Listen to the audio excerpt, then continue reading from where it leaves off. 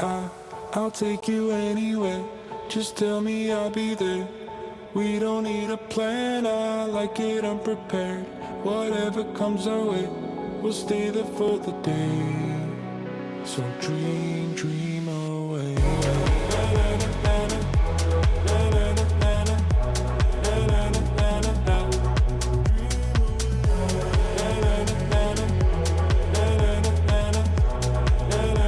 So dream, dream away. Hello, everyone. Welcome to our West Coast Trail 2025 trip report number 1. I'm Mike Blake at MB Guiding, your Vancouver Island hiking.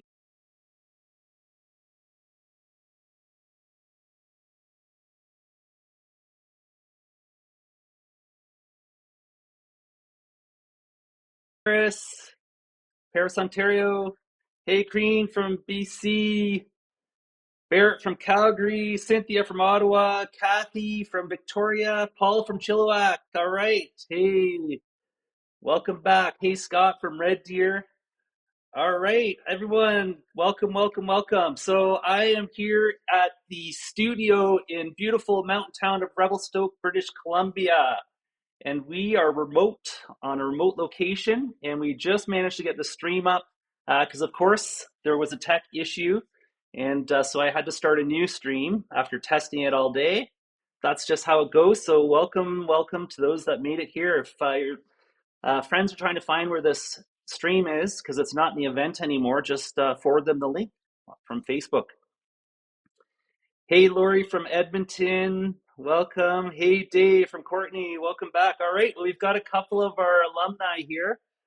That's awesome. So you may have noticed I'm not in the regular MB Guiding studio in Victoria. So I've got a backdrop here. I did the best I could with the stuff I had to work with.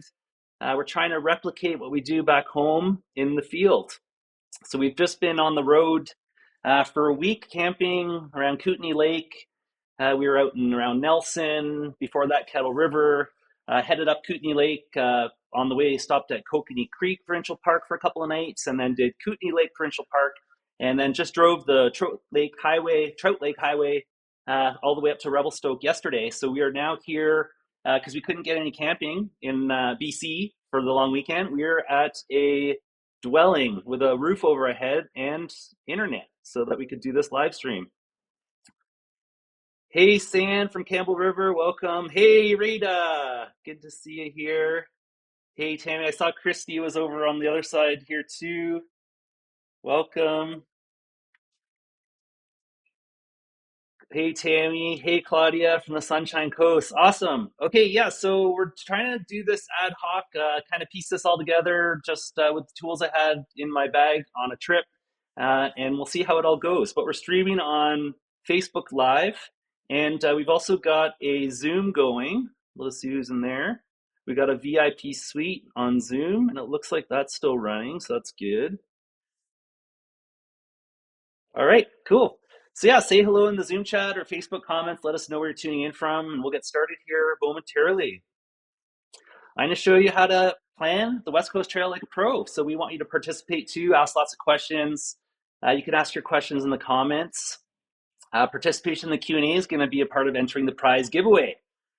There's also going to be some time after the live stream concludes in the Zoom room for participants to hang out backstage and ask some more questions. We also follow up with all our Facebook Live viewers for any questions that were missed or ones that are posted from anyone watching the replay. So there will be a replay available shortly after this live stream concludes. Hey, Sharon from Wakefield, welcome. Hey, Tina from Courtney, welcome. That's awesome. Yeah, keep them coming and share that link out because we did have to switch streams. The stream server gave me a really ugly message when I pressed go live. So I had to start a brand new stream, and it should be shared to the West Coast Trail group. It looks like it did share over there. So if people are looking for it in the group, you can just share this link, the new stream link. Okay, let's do the giveaway details. Usually I have the giveaways with me, but because I'm not at home in the home studio, I don't have the actual giveaways with me. So we're going to do it virtually. So we're going to give away 3 awesome prize packages today. All 3 prize packages will include a copy of the 10th edition Blisters and Bliss, which is a trekker's guide to the West Coast Trail, co-authored and signed by West Coast Trail legend Wayne Aiken.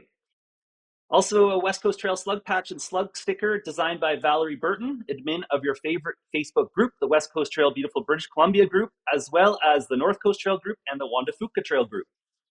Also, Valerie is the proprietor of the amazing transportation service that runs out in Nanaimo, which also has extra goodies attached to it. It's not just a transportation service. So email Valerie, contact her through the group, and find out what I'm talking about because it's pretty awesome. I'm also going to add in a one-to-one personalized coaching session for the winners to help you plan a trip. These are just like the personalized coaching sessions that our clients participate in when they sign up to our guided trips. And let's see if this works.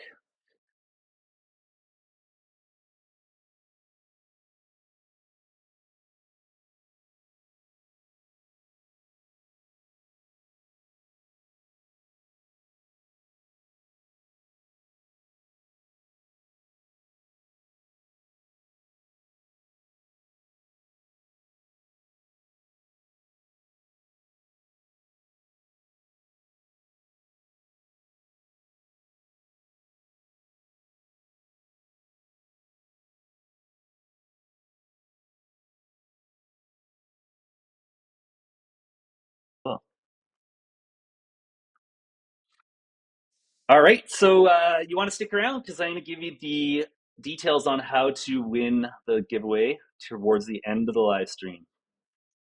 Hey, Melissa from Pemberton, welcome. All right, thanks everyone for joining us. Looks like we've got about 28 people on here right now. I'm just going to do a super quick intro for those that are new, and then we'll get into the West Coast Trail trip report. So the plan on this live stream is I'm going to share my trip report from May 1st to 4th. I'll just do a quick intro here for the folks that are new. I also don't have my Stream Deck, so I'm clicking buttons with a trackpad, which is a little trickier. Now I know I have a Stream Deck.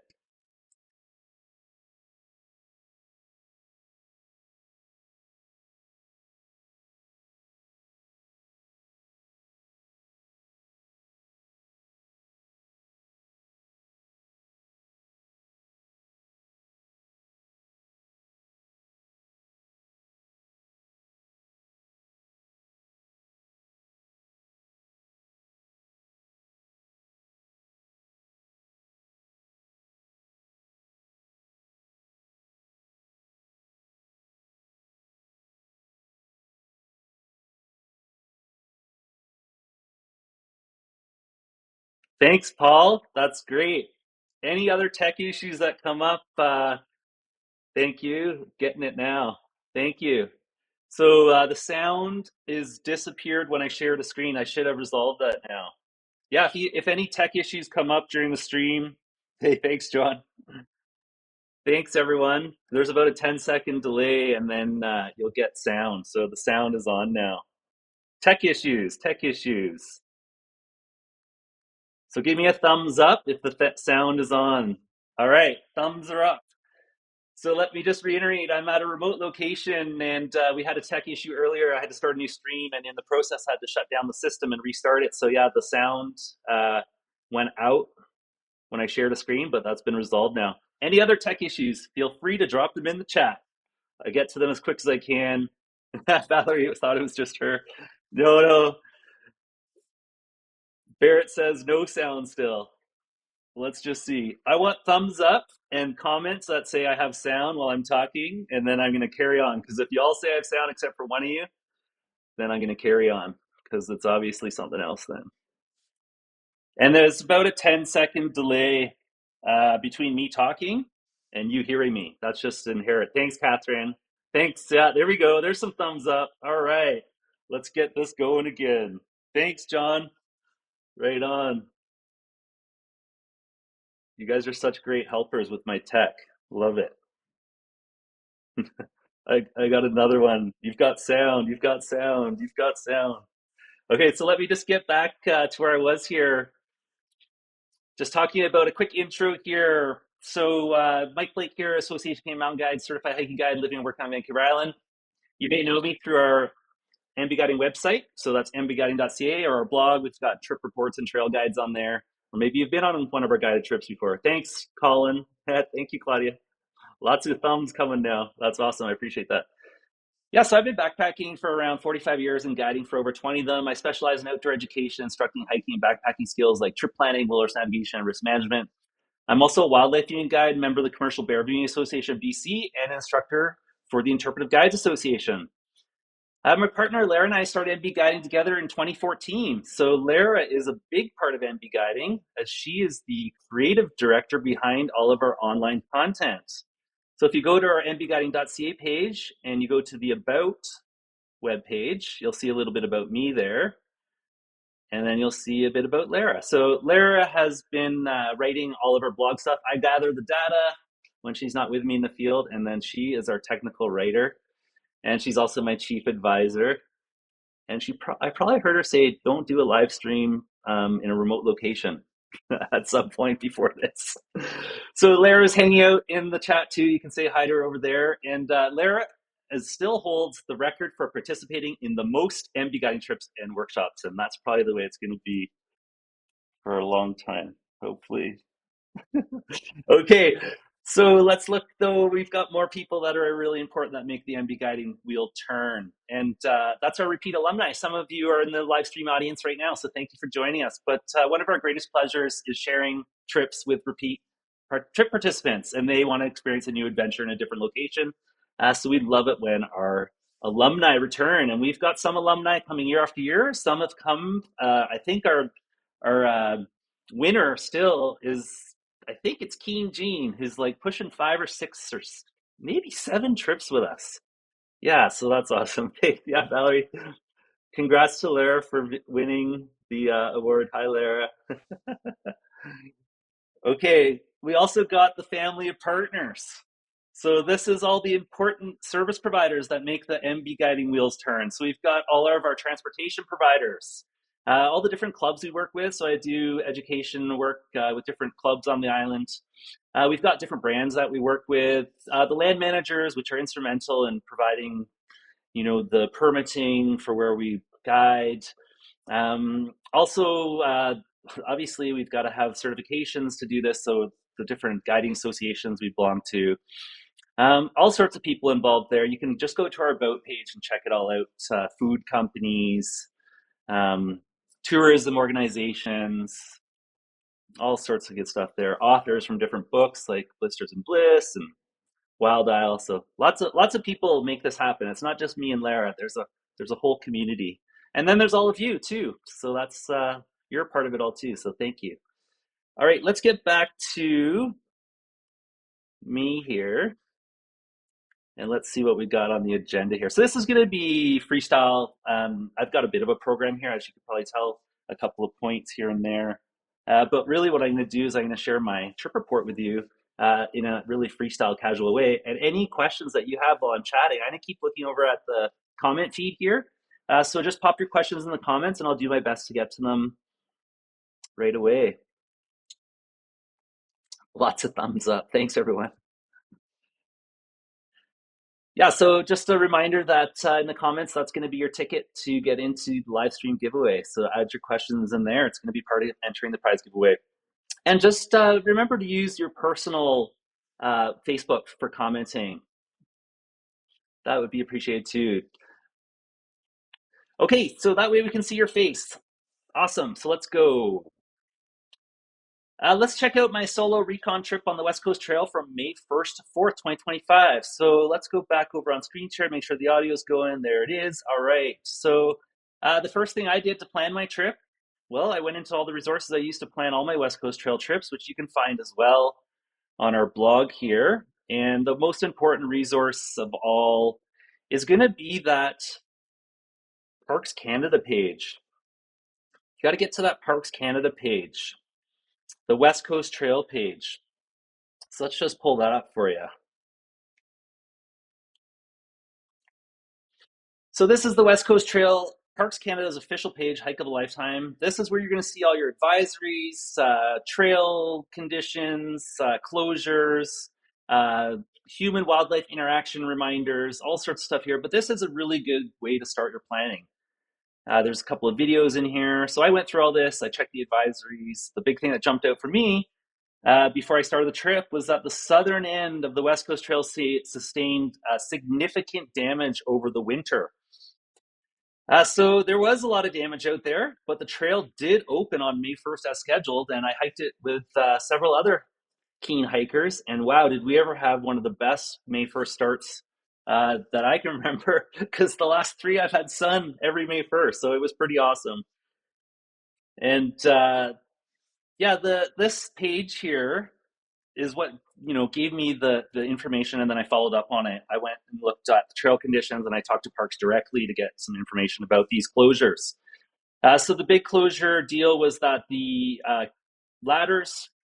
Let's get to the right trail here. We got to scroll down. This is the trail conditions page. So the ladders at near the south end of the trail, so particularly Coolite and Sandstone, were out prior to the trail opening. I got to those ladders on May the 2nd, and they had just been finished. So those sections are now passable as of May the 2nd. So it's already been a couple of weeks.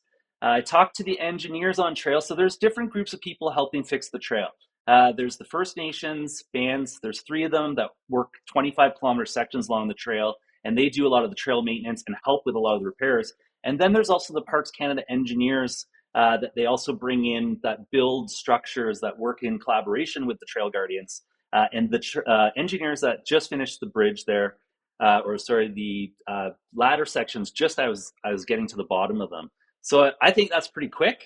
That those ladders were up and running within a day of the trail opening. From what I heard from that crew, they were headed towards Walbrand next. So to answer Kathy's question here that just came in, the Walbrand cable car has been closed since the trail opened.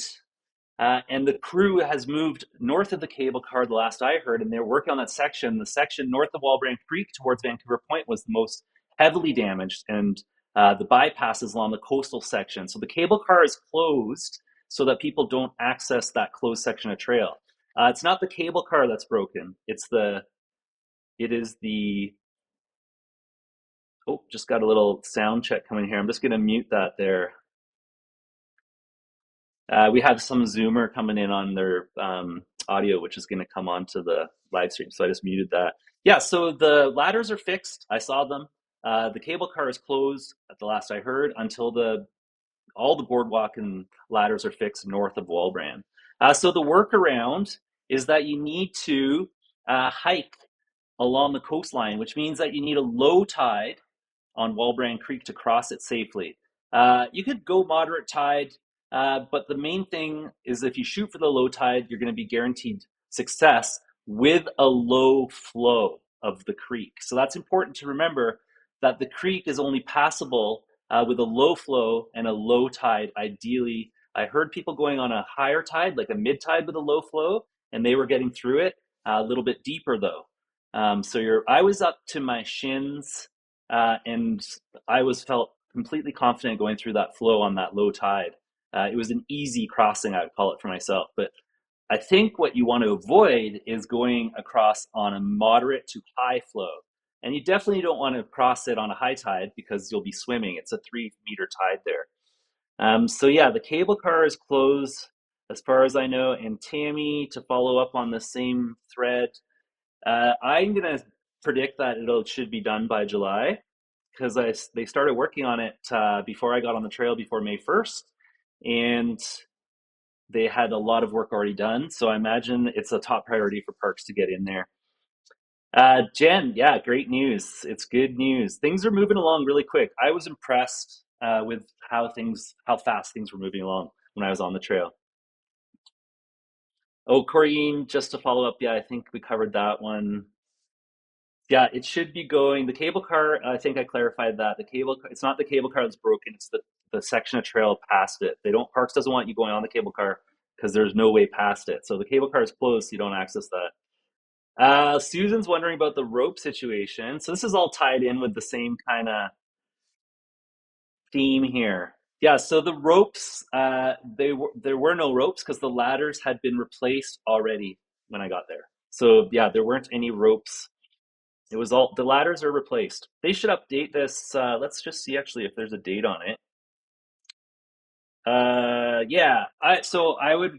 I would imagine that it's been 2 weeks. Parks would want to update this. So shout out to Parks Canada for doing the work so quick. Now we just need to get somebody to update the website here that I'm showing with the information that's updated on those ladders, because the ladders are up. I believe the cable car is still closed, so that section of trail is not accessible by overland. Great questions coming. So this is awesome. This is all how we wanted to do this today. So just keep those questions coming in. Oh, good question from John here. Will the app be updated with the tide crossing? That's a good one for Brett. Brett, he's probably asleep right now because he's on the UK zone. But if Brett's watching the replay, he can answer this in the comments. Great question, John. We'll follow up on that one. Okay. All right, we've got like all sorts of alumni here in the group. Awesome. Thanks for coming out, folks. Just checking my other device here and see if we got any other comments. Okay, so let's keep this going. I want to show you my trip report. So yeah, I did my trip planning here, looking at the Parks Canada website here, which is the West Coast Trail. Hike of a lifetime. That's where I got the warnings. That's where I checked out trail conditions. I also was aware that those light stations are closed. That was closed before the trail opened. And then the interactions with the wildlife, that notification's been on there for I think since last fall. Yeah, let's look at my trip. That's what we're here for. So I'm going to show you an app that I recorded my trip with. This is called the Sunto app. So this is day one. I am hiking from Gordon River to Camper Bay. I got started at 10:38. So I got the 10:30 ferry with the second group. And great question, Susan. I'm going to add that to here. So Susan's asking while I'm showing this, was there a lot of windfall? I was surprised how little windfall there was. The trail was cruising through, I was doing the inland route here. I did not do the Thrasher boulders. I didn't even go down to Thrasher. I went straight across the camper. And the section that I would have thought would have had a lot of windfall in here, let's go back to it. In here, all the way from, let's call this Thrasher Junction, just above Thrasher Cove, right there. You can see the trees change height here. So this is second growth. This is old growth. That's one of the reasons I love this inland section from Camper from Camper to Thrasher Junction, or vice versa. This way I'm doing Thrasher to Camper. But this here, there's a lot of big trees through there. And I was surprised how clear it was. I did not do any straddling over blowdowns through there. It had already been cleared out. So that was impressive. And that is the Trail Guardians in there first thing in the season, clearing that out. There was a lot of sawing going on in there before I even got there on May 1st when I was in there at noon about. So yeah, that was great, Susan. So great question. See if there it is. Just popped up. Yeah, so you can see my stats here. Let's pull those up. So oops, there we go. Let's pull this up here. Here's my stats. I got to scroll up. So this distance is exaggerated. So it's actually 13 kilometers, but the time is bang on. That was my time going from Gordon River to Camper. It was smooth cruising. The trail was dry. It was perfect dry conditions, like mid-July conditions. When I got to the Nitnat Crab Shack and talked to the Edgars, Carl said it hadn't rained for the last 10 days of April. So that's really long drought for spring. And so when I got on the trail May 1st, the trail was dry enough that it felt like the mid-July conditions. So I got really good pace going, and I'm hiking solo. I'm on a shorter duration trip, so I'm going lightweight, and I was 5.5 hours to Camper. There's some other stats in here. The big one here is that you do hit the highest point on the trail at 238 meters. So you hit the high point of the trail right here. I think I showed that. There it is.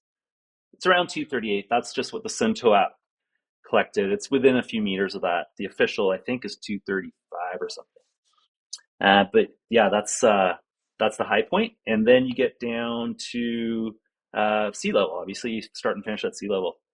So that was about 4 meters. Yeah, that was a good day. I got to Camper at a reasonable time, and because the trail was in such great condition, when the weather report came in for the next day and it said it was going to precipitate, I wasn't disappointed. because I had already had a really good day. So let's go to day two. So this is day two. Oh, it looks like it's, I got to reload that one. That's not day two. Just going to give me 1 sec here to get day two up. I got to get the link here. Just here we go. There's day two link. I can just pop that in. Yeah, so just bear with me. I'm doing this on a small computer screen. I'm used to doing these live streams on a big screen, so I'm just getting used to all this.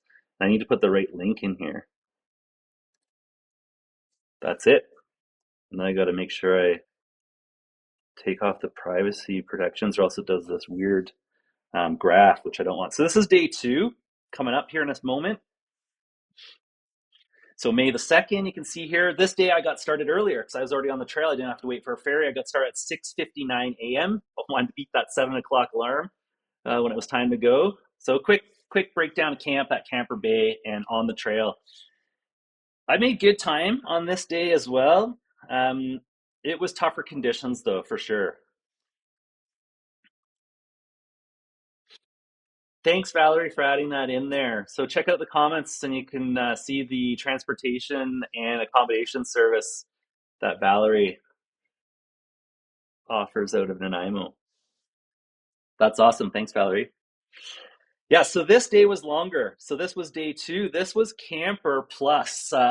So I thought I was only going to go to Banilla, and then I thought I was going to go to Carmana, and then I went all the way to Cribs. So this was a bigger day. It's about 22-ish kilometers. Definitely more time on the trail. So pushing 9 hours. And it started to precipitate around 11 a.m. that morning. So it was quite damp and things got pretty slick real quick. So that glorious dry July-like trail that I had the previous day from Gordon River to Camper uh, was not the same going out on the inland sections leaving Camper. It got pretty moist, it got pretty slick, and things slowed right down. So it just shows how quickly things can change with just a little bit of precipitation. It wasn't a lot of water. It was probably about 10 mils over the day, but it was enough that it slicked everything up. Ooh, that's a great question, Tammy. So great question coming in here from Tammy. She's asking, how much longer would I estimate these sections for average hikers when you're with a guided group? Yeah, so guided trip, completely different. I'm going to do 6 nights on the trail versus 3. So we're doing half the distance per day. So we're going to be doing in the same amount of time, half the distance. So the traditional, so I started in Gordon River, the traditional northbound itinerary would be Gordon River, Thrasher Cove first night, Camper Bay second night, which is where I was my first night, Walbran third night, which I went right by on my second day, and then Cribs on the fourth night, which I spent my second night at. And then from Cribs, which I'll show you next, I went even further out. So yeah, we do way less distance per day, and we do double the time. So we do, instead of doing it in 3 nights, we do it in 6 nights, and that's pretty standard for most hikers. The majority of hikers are doing the traditional itinerary, which is the 6 nights. So this is a solo recon trip, May 1st to 4th, which I did on my own with a light pack. I had already seen the trail multiple times in both directions, so I just wanted to get my feet on the ground, burn some calories, get training going on. So I went twice as fast as I would with a guided group. So great question. Thanks for that, Tammy. Okay, so keep those questions coming in, folks. I'm going to go over to the third day. Now, let's just pull that one up. Day 3. Just going to give you the altitude view versus my heartbeat view. Oh, that one got switched. That's not day 3. I might have switched these two together. Is that day 3? I got to go find day 3 again. Give me 1 sec. So that's day 4. Yeah, I'm going to pause this. I got to get that link for day 3 now. Like I mentioned, we're in a remote location, not at our home studio, and the computer isn't working the same as it does at home. So I need to push this. I need to get in day 3. So that's this one. 1, 2, 3. There we go. Let's put them in order at least. So And then yeah, that was a bit longer of a day. That was my longest day.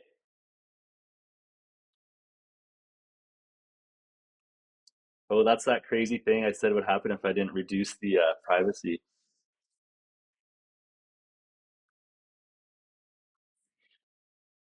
Okay, right on. So let's see if this is working. This is day 3. Yes, it is. May 3rd. So this is now going on. Did this end up being my longest distance? Yeah, it did. So yeah, I got into the groove, I think, on day 3, and I really got going on here. So I got another day on the trail, gave me a little bit extra horsepower. So this was day 3. I went from Cribs all the way to Tuscalwas, which was probably about, I think it's about 26, 27. Because this 29, remember, this is my GPS, it's exaggerated. The GPS is not bang on, except for on day 4, which you'll see in a second. But just know that when you're tracking with a GPS, you're going to get exaggerated distances because the stray vertices and different devices add different amounts of extra. So just know that. Go by the trail markers. There's a few new ones out there too, if you can find those. There's new trail markers, but that's as close you're going to get to the actual distance on the trail. The trail is not 130 kilometers long. If you get that at the end, it's 75. So yeah, my distance though on day 3 was bigger. Now this time was bigger, but this also includes a very luxurious rest and chit chat over at Midnight Narrows at the Crab Shack. So I spent probably 2 hours there. So actually, my time on day 3 was shorter than my time on day 2, and that's because more coastal hiking and a lot more graded path.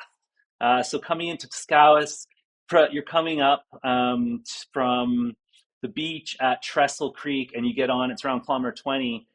You're getting onto the path that is the old logging road there, and that is really cruisy. It's engineered with a grader, and it's straight in places, and it's quite level, and there's less obstacles through there, so you can get up to that like 4 or 5K an hour hiking speed. Whereas on day 1, day 2, anywhere between Gordon River, Thrasher, and Walbrand, that's technical single track. The typical speed through there is around 1 kilometer per hour. 2 kilometers if you have experience and fitness and light gear. So yeah, that just gives you an idea that my 3rd day was actually the longest distance day. But as far as time, if I minus the um, if I minus the 2 hour stop at the Crab Shack, then I'm at around the same time as I was on day 2. So it's just easier hiking once you get to kilometer 20. Yeah, so I got to 20. I thought I might stay at Klanawa, which is 22. I got there, checked out camp, and I camped there a couple of May solo recons ago. So I decided to go to the next camp, and that was an awesome decision because it was a beautiful camp that I never stayed at before.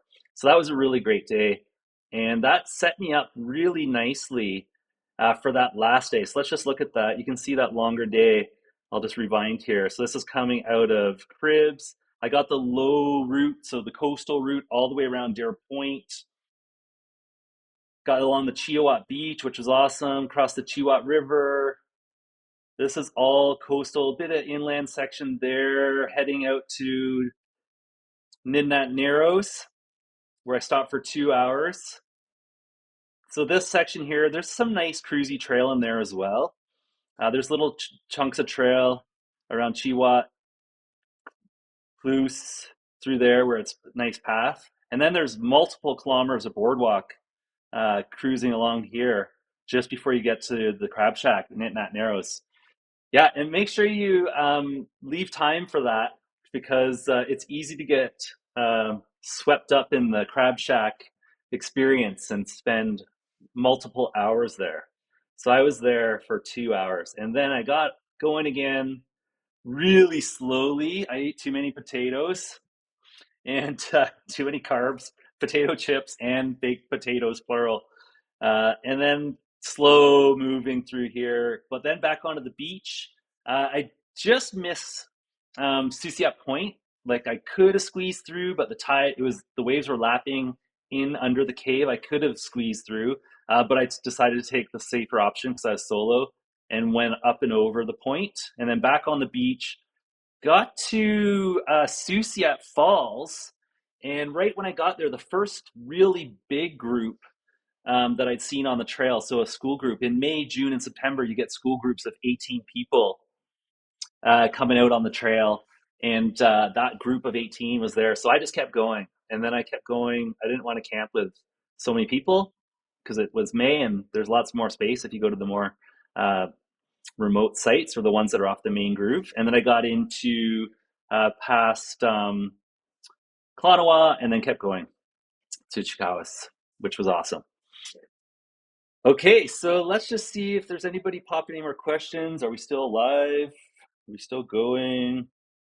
Oh, I see one of our guests is in the Facebook group. Is he coming into the Zoom? Let me just see here.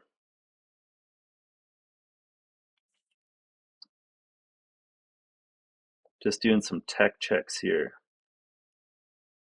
I may have missed our guest because I was carried away there coming into the other room there. So let me just pop that up there so I can see.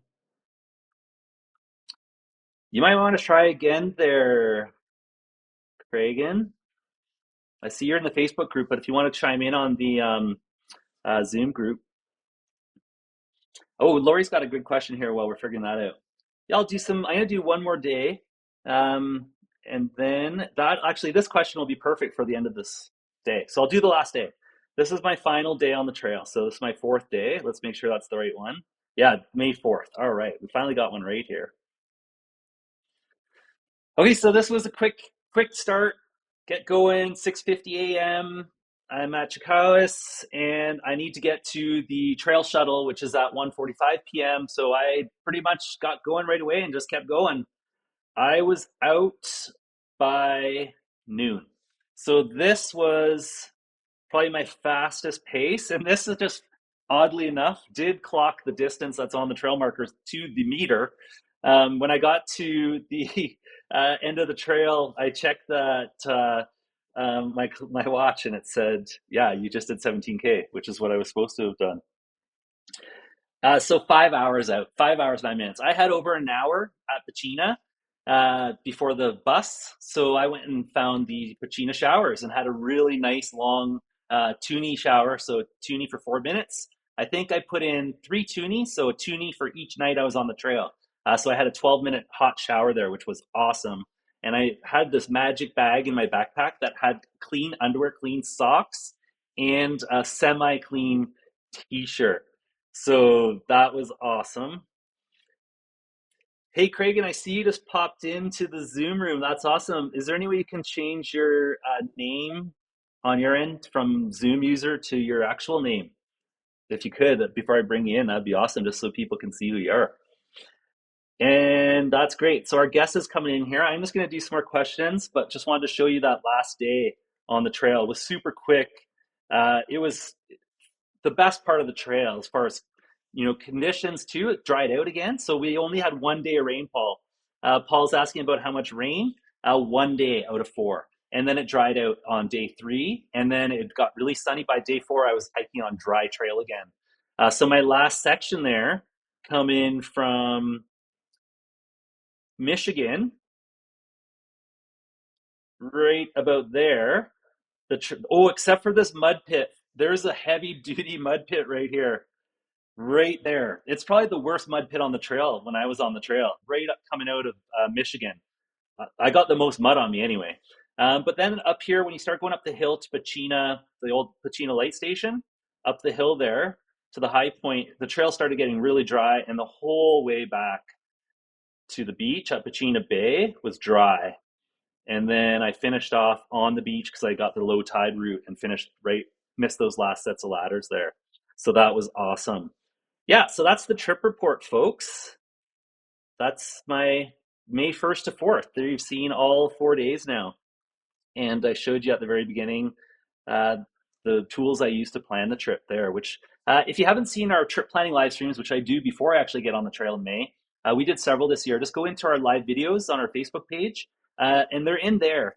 temporarily, apparently Facebook is changing something and we need to move them onto another platform, all our archived ones, because they're not going to be, the live videos are only going to be there for 30 or 60 days or something. So I got to check in all that. But I just wanted to show you how I planned the trip real quick there. And then I wanted to show you the actual trip on the device I used to record it, so you can see my times and see some of the terrain I went through as well. So I'm going to just get back to the me view, look at some questions here.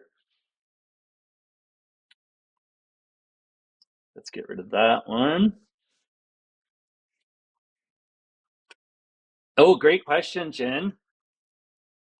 Yeah, so tips and tricks for navigating the trail during rainy conditions. Yeah, slow things right down. You're gonna go way slower, or I go way slower, and I recommend everyone in my group go way slower. I would go much slower through that wet, slippery terrain. And yeah, trekking poles for sure. Trekking poles I call mandatory for coastal backpacking. And all of our trip participants have trekking poles. So that would be the two top tips: slow it down and use trekking poles. And practice ahead of time in types of terrain that would be similar when they're wet and slippery. So go anywhere on the planet that has rocks, mud, and roots, add water to the top of it, and that's the West Coast Trail. So you can train for the West Coast Trail anywhere. Hey, Daphne, welcome. Great question. Mud pit, only big mud pit was at, surprisingly, just above Michigan, the biggest mud pit of the trail. And then the main mud pit above Walbrand was navigable. Going to Valerie's question here, skirting the mud pits or go for it? It really depends on the depth of the mud pit. That's my answer for that. If it's, over my gator tops, then I'm going to figure out how I can get balanced to cross it on stepping stones or stepping logs. That would be my technique. I try to avoid skirting and impacting the vegetation more. If I could skirt a mud pit and go on fallen logs or rocks that are already there, especially in the sensitive ecosystem like the upland bogs, I don't want to trample. So great question. If I'm wearing high gaiters and waterproof boots, which used to be my go-to for years, I would just go straight through because I'd go into mud pits up to my knees. But now that I'm doing a lighter style with a lighter shoe, that's a mid cut and a short gaiter, I do a little bit more planning when I get to an obstacle like a mud pit, and I look for things I can step on to get across it and check them with my pole to make sure that they don't move. No worries, Craig. We'll bring you on anyway. That's awesome. Great questions, folks.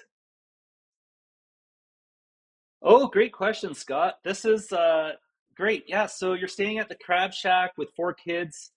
Um, are you staying there for a night or is that your trip? Like some people just go to the Crab Shack and stay there for several nights and then go do activities, which there's lots of. There's great day hikes to do from there. But if you're already hiking in and you're just staying overnight, most people just rest there if you're just there for the night because you're going to be doing a big hike the next day. But there's kids there. When I was there in May, there's the local Edgar family, and they were all having fun looking in the Nit Narrows for sea creatures, and they were having a jolly old time. So lots of activities for them. So I imagine you could find something for your kids as well. Charlene's a tippy toer through the mud pits. That's funny. Right on. This is all great. Yeah, keep those questions coming in. We're going to bring on a guest. We're going to go a little bit over because of the tech issue. So we're going to go a bit past 6. So yeah, the giveaway I'll announce just after 6. But I want to bring on a special guest here. Let me just see if I can make this work. Add, add camera. And then let's see here if I can just put them in there in guest one. Does that work? We're just bringing on a guest here. We're going to see if this works. Oh, I think what I can do here.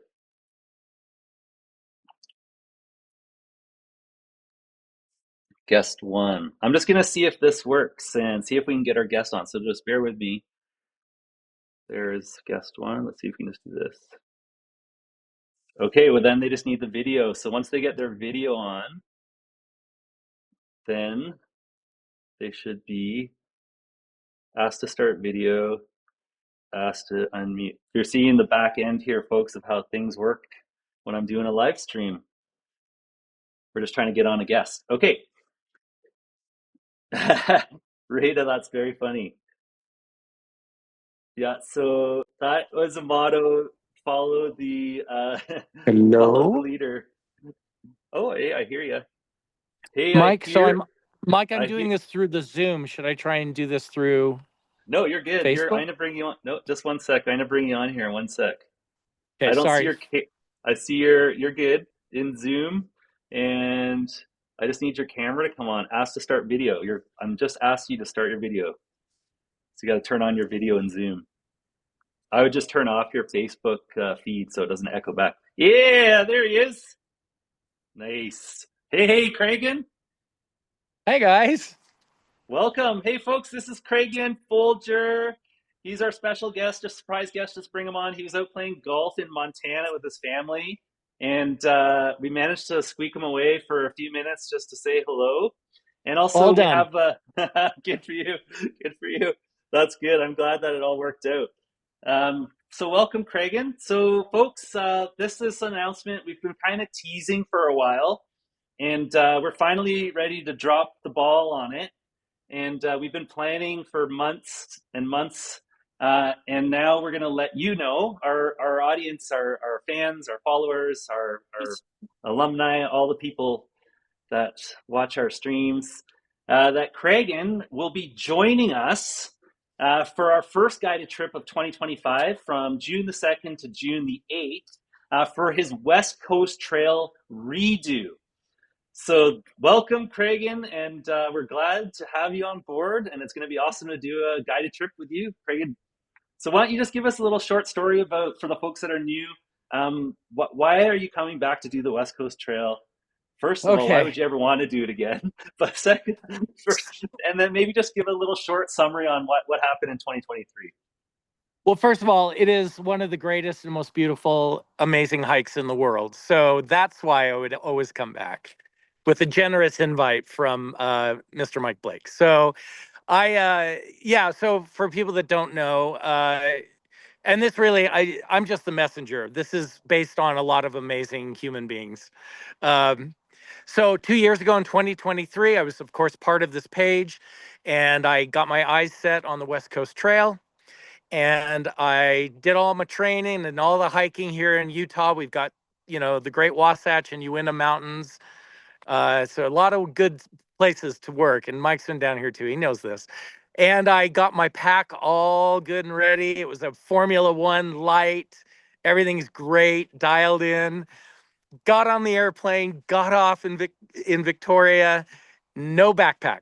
So, uh, and I had a buffer day, which is hopefully you guys talked about. It's always important to give yourself a buffer day on both ends, so that you can regroup and supply and stuff. Well, that buffer day saved me. I let the West Coast Trail know I did not ask for help. I just said, no backpack. I'm going to come back next year, but I'll spend a day or two in Victoria. It'll be great.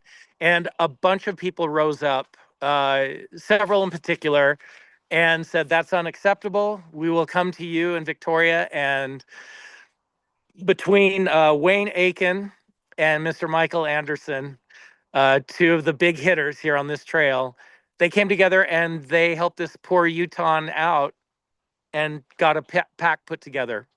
And I was able to do the trail. And the generosity, Valerie Burton came together and got me pointed in the right direction. And between all these amazing people and even others out there on trail and off, I was able to do the trail. And so Mike, you can pick it up and say, as a result of, it was weird because halfway through the trail, people that were going the other direction were asking if there's a Craigan in the group. And I was like, Yeah. why? And they're like, you're kind of viral right now. I'm like, okay, all right. So Yes, I'm that's just the awesome. messenger. I'm the recipient of a lot of goodness and very Yeah, so grateful.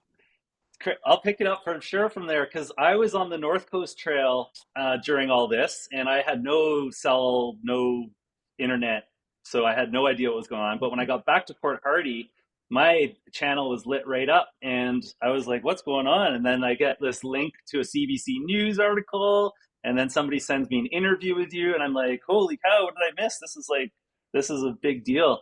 And so I followed up with Craigan, and we chatted and became friends. And Craigan's been on multiple of our live streams as a special guest to tell a story. And also, Craigan inspired me to start the Loner Pack program, which we have, which also involves Michael Anderson of the West Coast Trail Express. Craigan Folger, obviously, it was the founding member. He was the one that needed it the most. But I took a bunch of gear that I had up through my guiding career, that I have a huge gear surplus, and we built 2 packs together that are at the West Coast Trail Express office for anybody that gets into this emergency situation where they get off the airplane and their luggage isn't arriving for multiple days and they have to start the West Coast Trail the next morning, because that's how it is with the permits. There are 2 packs available that are fully loaded. And I have a special announcement, so I'm going to add on to that. So Wayne Aiken, who Craigan mentioned, who's also the author of Blisters and Bliss, who was a big part of helping Craigan out in 2023. Wayne and I have been working together for years. Wayne's my neighbor in Saanich. We were blocks apart. We go bike riding together and we talk Blisters and Bliss all the time. But Wayne sent me a message while I've been out here in the Kootenays, saying that he's also going to announce that Blisters and Bliss is donating $500 towards supplying folks who have lost their luggage with meals from Fuel for Your Feet, fuel for their stove, bear spray, and any other incidentals that the West Coast Trail Express provides. So Wayne is jumping in on this now, like, it's all coming back around. So this Loner Pack program is very well established now. It's been used a couple of times. And it's only for emergencies, just so it's clear. It's not a rental program. It's for if your stuff doesn't arrive and you got to get on the trail the next day, there is a way to make that happen now. So that's all because of Craigan's story and us all getting together and teaming up. And so Craigan and I are also going to be doing a project together. We're going to do a redo of his trip. So it's going to be Craigan 2025 West Coast Trail redo. And it's going to be super fun because we're going to do some documentary style stuff, and do some photos and videos and just make it real fun. And yeah, you'll get to see all that as it's going on. I will say, Mike, on a good note, maybe I don't have to fly through Seattle. I'm literally going from Salt Lake to Victoria or to Vancouver, and then skip over to Victoria. So luggage, it could work out.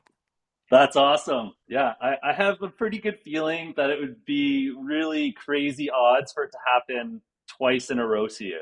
I mean, that would be like, you should probably go get some lottery tickets that same moment if your luggage doesn't show, because that's like some craziness. Who knows, Mike? I'll do anything for celebrity. I'll do anything. I'll tell him to lose it again. Great question. Charlene saying a redo with the equipment, the Loner Pack. Yeah, so ideally not the Loner Pack, Charlene. Craigan's luggage with his kit that he really wanted to hike the West Coast Trail with. Craigan's done a lot of hiking. He's got a really nice kit that he's been working on for some time. And so he wants to try that stuff out on the West Coast Trail versus the Loner Pack stuff. But the Loner Pack was amazing. It was incredible. That's awesome. Well, thanks so much for that, Craigan, and I can't wait to hike the trail with you. It's going to be awesome for sure. Exciting. Thank you. Cool. So we'll catch up as we get closer to the date. It's only a couple of weeks now. Yep. Scary. It's going to be fun for sure. Exciting.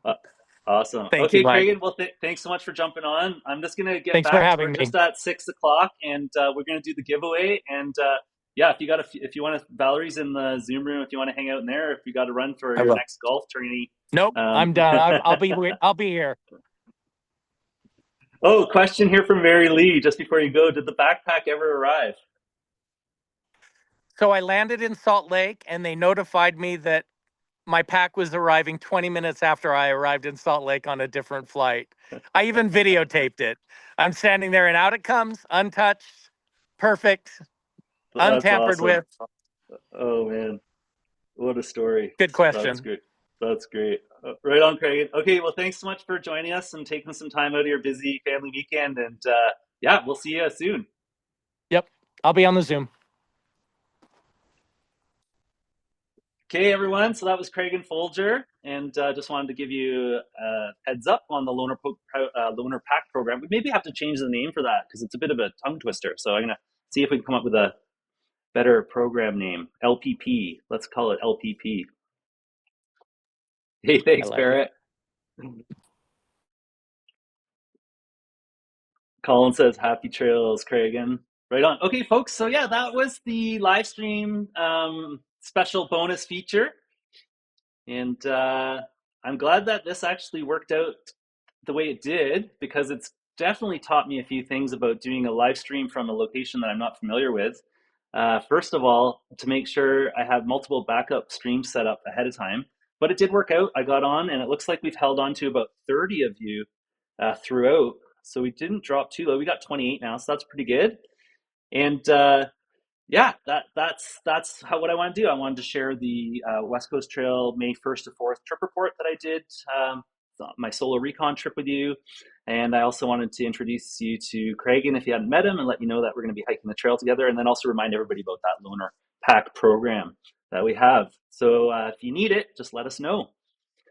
All right, so let's wind this live stream down, because I know you're keen to figure out how you win stuff. So we're going to start wrapping this up, and we're going to give away those 3 awesome prize packages, or give away the details to them, how to win them. So just a reminder, if you're watching the replay, that you can ask questions in the comments from now until I do the draw, which will be tomorrow around this time. So it's about 24 hours. So that'll be Sunday, May the 18th at 6 p.m. Pacific time. We'll do the draw. Okay, so I just shared a ton of info with you. Hopefully some of it was valuable and helped you plan a safe, fun, and successful trip on the West Coast Trail in 2025 beyond. Make sure you check out our website, mbguiding.ca, to help you plan trips like a pro. Follow the links in the websites that we connect to. And if you're keen to join us on adventure, check out our upcoming guided trips and workshops. We have lots going on this season, and would love to see you on the trails with us. So now it's time for the giveaway. First, you have had to have participated in the chat. So you had to ask a question or said hello in the chat. So that's number 1. So if you've done that, check that. Second, you're going to go to our mbguiding.ca website, which is, oh, let me just get that up there. Still learning links. There we go. Of course, it's the top hit in my browser because I probably go to it the most. Yeah, so go to our MB Guiding website, and then go to the menu and go to the contact page. You can also find the contact page by scrolling to the footer menu and clicking on contact there, or just type mbguiding.ca/contact. On the contact form, you're going to enter your name. So first name, last name, an email address, and the subject is live stream giveaway. Live stream giveaway. And then in the message, say hello. And then you'll have to agree to receive communications from me, and then send. Now, just know that you can always cease communications with me at any time by unsubscribing. But to enter the contest, you've got to ask a question or say hello in the chat, go to the contact form, fill out the information, agree to receive communications from me, and then click send. And that will get me to the third thing, which is I need to use a random picker, like a comment picker on the chat tomorrow at around 6 p.m. Pacific time. So that gives you 24 hours if you're watching the replay, to draw the winners, and then contact the winners with instructions to claim your prize packages. And as I mentioned, the prizes are a signed copy of the 10th edition Blisters and Bliss, slug patch and sticker from Valerie at West Coast Trail Facebook group, and also a personalized coaching session with myself to help you plan a trip. And then there's going to be a grand prize winner. So one of the winners, the first one I draw, so the first lucky one, will win a West Coast Trail slug t-shirt from Kindred, which are these ones right here. So we're going to figure out what your style and color and all that is after you win. So that's the giveaway, folks. Seeing a couple more questions coming in here. I'll just do a couple more questions, then we're going to wind off here. John, oh, I saw this question earlier. Thanks for reminding me, John. Yeah, we had a little hiccup with our tech, so our pre-questions didn't come through to the note. So John, I remember seeing this earlier. Thanks for bringing it up again. How much capacity do you need to have to carry dirty water in between freshwater fills? Currently I have 3-liter bags. So that's a great question. I typically carry about a liter of water while I'm hiking. There's lots of water on the West Coast Trail, and at every campsite, there's a freshwater source. So I make sure I'm fully hydrated at camp. We spend 16 hours at camp every day, 8 hours approximately on the trail every day. So for 16 hours, I'm fully hydrated. When I get going in the morning, I have at least a liter on board, and then I'm refilling that liter as I go through the day at the different water sources. There's only one long section of trail through Chiawat where it's a little trickier getting water if you don't know where it is. So maybe you'd want to carry a bit more through there, especially if it's hot, dry, middle of summer. But I would definitely carry a 3-liter bag in addition to that for at camp so that I can transport a massive quantity of water, so 3 liters, to my campsite from the water source. That way I don't have to go back and forth. So my total carrying capacity is more like 4 liters, but I'm only actually having a liter of it in my backpack on the trail at a time. Because remember, that water is super heavy. It's 1 pound or 1 kilogram is 2.2 pounds of water. So great question. Thanks for that. 3-liter bag would be great. That's what I use too. And then we've got a question here from Tammy. I'll just finish off with this one here. I'm thinking I should put my pack in a second duffel for protection when checked through. I would highly recommend putting any loose pack in a duffel bag for transport. It's just the best way to travel. You can have all your stuff in that one duffel that's sealed, so there's no loose straps hanging off of it. Whenever I travel with a backpack, I would certainly 100% put it in a duffel bag. So that's what I would do. I do not think that's overkill. Duffel for sure. Backpack in duffel for the airport. Renee, hopefully it won't happen. It doesn't happen very often. Okay, folks. So yeah, that's it. That's all. I'm going to start signing off here. And if there's any other questions that come up, especially during the replay, just know that I'm going to be working on them here as we go through the weekend. Okay, let's get to the finale here. All right, so we're planning out our 2025 live stream schedule, and love it if you could comment on what you'd like us to see do next. More trip planning sessions, Q&A sessions, live trip reports, other trips besides WCT, any other ideas, just let us know what you're interested in by posting in the chat and comments, and watch for the event posts in your inbox or on our social channels. Click on the events to get notifications when we go live again. If you enjoyed this live stream, give a thumbs up and leave a comment if you need more. You can also share the replay, share our websites, and share our social channels too. That's all for now, folks. Thanks for joining us, and have a great long weekend. And we'll see you on the trails. Bye-bye.